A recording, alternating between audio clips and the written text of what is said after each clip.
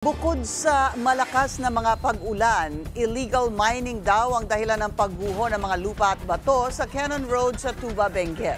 Yan ang agenda report ni Dobby De Guzman.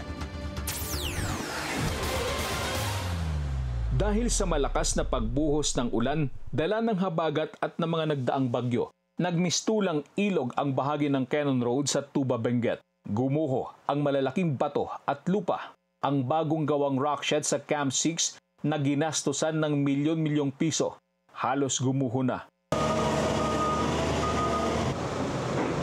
Dahil sa tindi ng pinsala, hanggang ngayon ay sarado pa rin ang Cannon Road. Tanging mga residente lamang ang pinapayagang makadaan. Nagsagawa ng inspeksyon ng DPWH Cordillera para masuri ang lawak ng pinsala at sanhi ng kaliwat ng pagguho. Dito nabisto ang maliliit na butas sa mga bundok na hinihinalang illegal mining tunnel. Ayon kay Director Kadafi Tanggol ng DPWH Cordillera, ang mga tunnel na ito ang isa sa mga sanhi ng pagguho. Yung initial na nakikita kasi namin with the non-stop na ulan,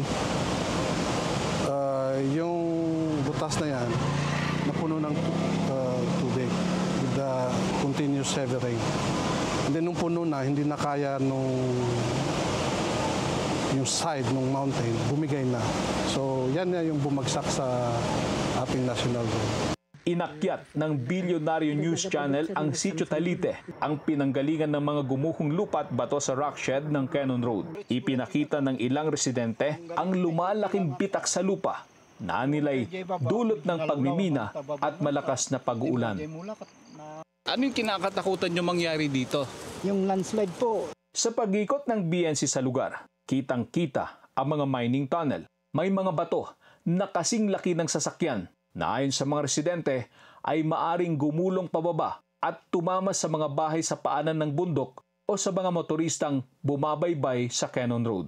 Kwento ng mga residente, dekada 90, malaking mining company ang dating nag-ooperate sa lugar pero nalugi. Kaya small-scale miners ang pumalit.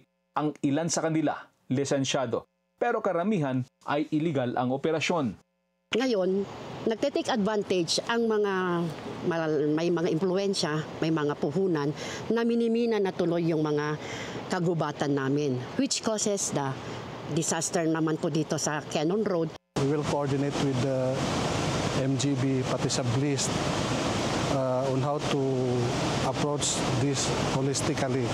Kasi kung infrastructure intervention lang, kung hindi rin ito ma-regulate or ma-stop, kahit anong gawin natin, magkakaroon pa rin ng mga massive slides dito sa Cannon Road. Ayon sa Mines and Geosciences Bureau Cordillera, plano nilang pagsamahin sa isang asosasyon ang mga minero para maging lehitimo ang kanilang operasyon. Para matulungan namin in terms of mining, kasi we have the technical expertise. Sila wala. Wala silang safety, wala silang basta sige, tira, ganun.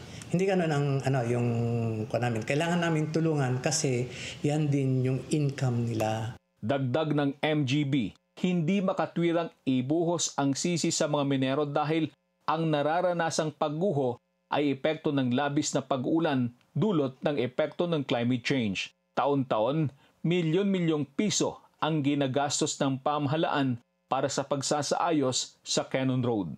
Dobby De Guzman, Bilyonaryo News Channel.